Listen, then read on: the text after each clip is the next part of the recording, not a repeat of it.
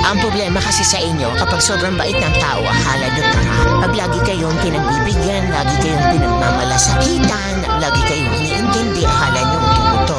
Hindi nyo alam, may mga tao lang talagang mahaba ang pasensya sa mga katulad nyo mahihitid ang utak. Imagine ninyo, nagmamalasakit na yung tao sa inyo, katawagin nyo pang tanga, aabusuhin nyo pa.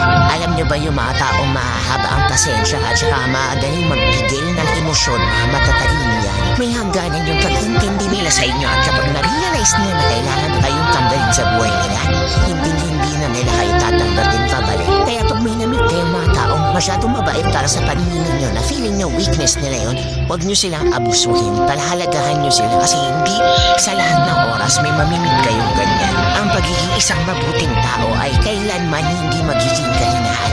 Pinagpapala ng Diyos ang bayan. At kayong mga abusado, tingnan nyo, lagi kayong napag-iiwanan.